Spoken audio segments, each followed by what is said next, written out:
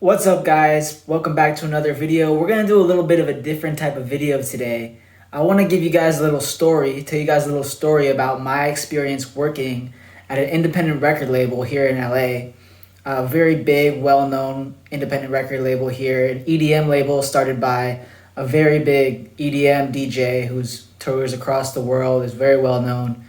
I'm not gonna say the name, but maybe you guys can figure it out. Guess in the comments what you think the name of the record label is. Anyways, so first of all, let me just come on here and say that working at a record label was a very eye-opening experience for me because, I was an artist at the time, even back then. This was about 5 or 6 years ago when I worked there.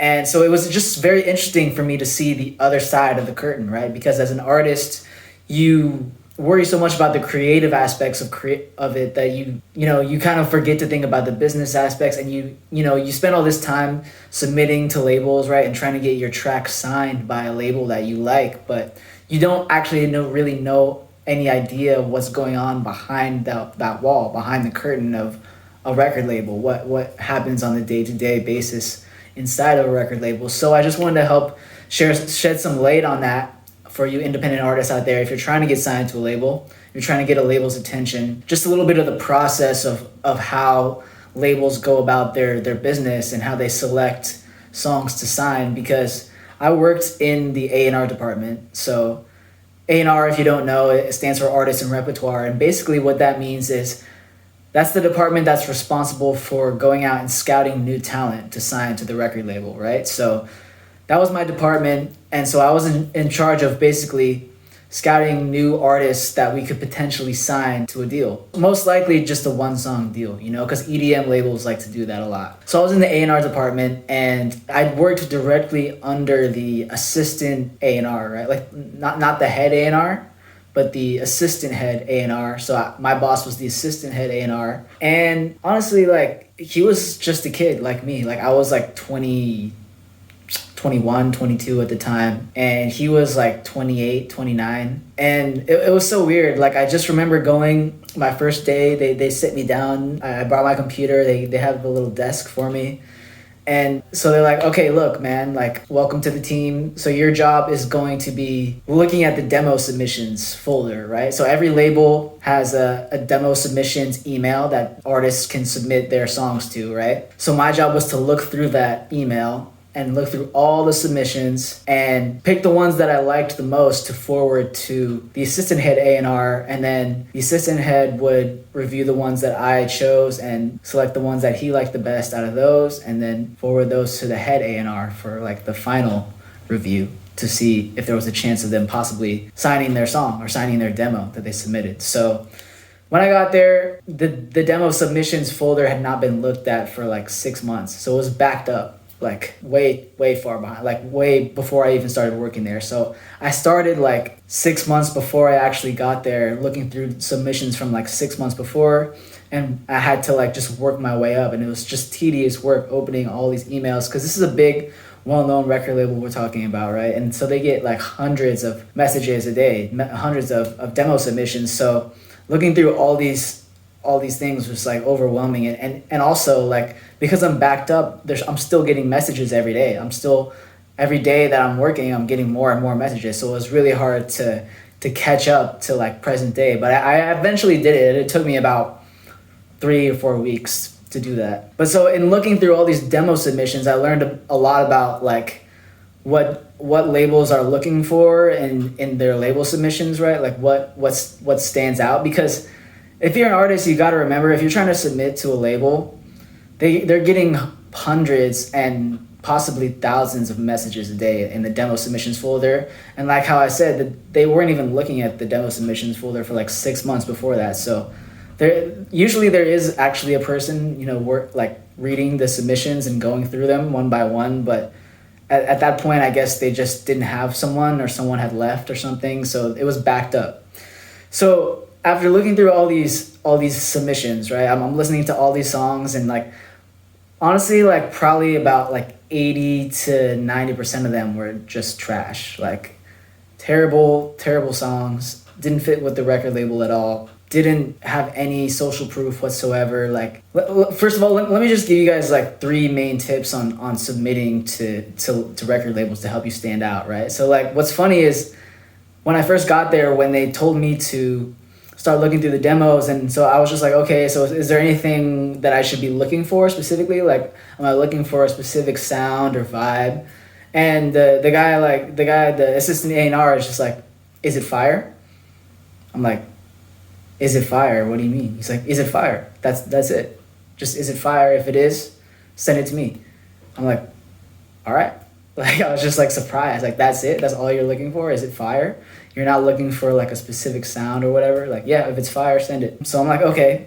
So I'm going through, and there's so many different styles of songs that are submitted, right? Like hip hop, EDM, pop, like all these different sounds that I thought some of them were actually pretty good songs, you know? Some, like a few of them, not a lot, but a few of them were actually like, okay, these are actually some really good songs, but they didn't fit with the sound of the label, right? Like, they didn't fit with the record label's current sound. So if you're an artist trying to submit to a label, my number 1 tip for that is research the label's sound, research their roster, research what type of songs they usually sign, and you'll have a much better chance of standing out, right? Because, you know, no matter how good your song is, if it doesn't match up with their sound, they're not going to accept it, right? Like, that's just what it is, even if it's a great song. And they're not gonna like send it to whatever, they're not gonna take the time to send it to another label who it might be good for. So definitely take the time to research and figure out the label's sound, and figure out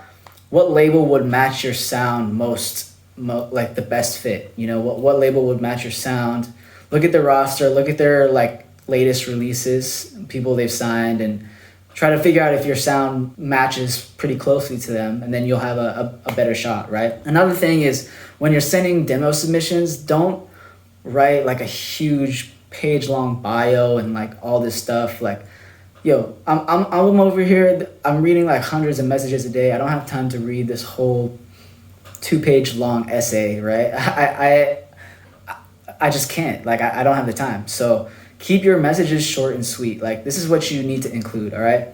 Just include a short bio, like a paragraph or less. Include your demo, maybe like a couple press photos, a link to your socials, and yeah, that's pretty much it. And also include if you've signed any other records on another label, because that increases your credibility in their eyes. If you, I noticed that like a lot of the ones that were being pushed through were the ones who had released on other labels before. So that definitely increases your credibility. So if you have released on other labels, include that in your email as well. But keep it as short as possible, short and sweet. Press photos, socials, and the demo. That's pretty much it. And also, one thing that they're actually looking at a lot is your socials, right? So they want to see that you have a unified social presence across all platforms, right? Like, they don't really care that much about how many followers you have. They care more about engagement, right? Like, how engaged is your fan base? And also, if you have a unified social presence across all your social media platforms, meaning like you have the same profile picture, the same banner, the same bio, etc., right? Like, they want a unified kind of image, as opposed to like all different bios and profile pictures and banners on all the different platforms, because it just doesn't look as professional and as marketable, right? Like, they're looking for someone that they can market easily. So having a unified social presence across all your platforms will definitely increase your chances of being selected. And obviously, followers, if you have a great social presence, that's a plus. Like, you have a lot of followers on social media. TikTok really wasn't a big thing back then. Like, this was back in like 2016, 17. So TikTok, it existed, but it wasn't what it is today, you know?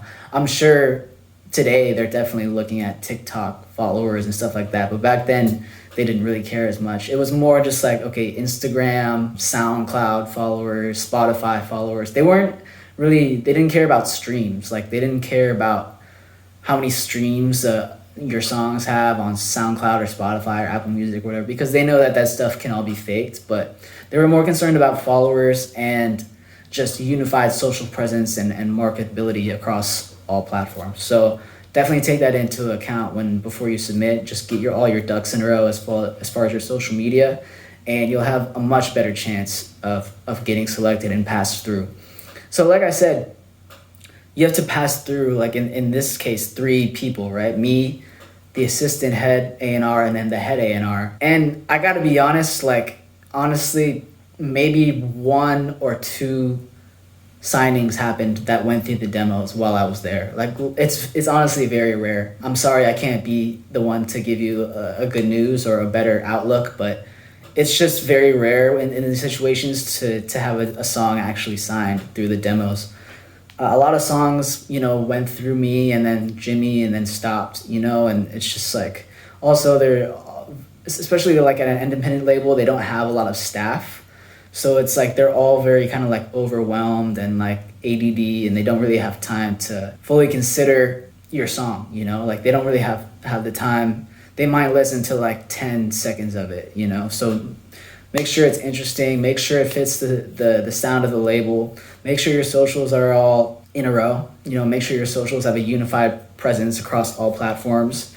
And one thing that I noticed though is that a lot of the signings came from artists who already had a relationship / mutual friend with the head A&R. Like the head A&R, let's say like it was like an artist who had a friend that knew the head A&R, or like his manager went back with the head A&R, like they used to work at a record. Sorry, my phone died while I was recording that last bit, but basically, yeah, a lot of the signings came from people who had relationships with the head A&R. It's just how the business goes. But anyways, that was pretty much the video. I was just about to wrap it up after that. So I hope you guys got a lot from this video. I hope this gave you some insight on what happens in the inside of record labels. I know it's a mysterious topic for a lot of producers about what goes on in there. So hopefully this helps shine some light on it. And thank you guys for watching. Please like, comment, subscribe if this was helpful for you. And I will see you in the next one. Peace out.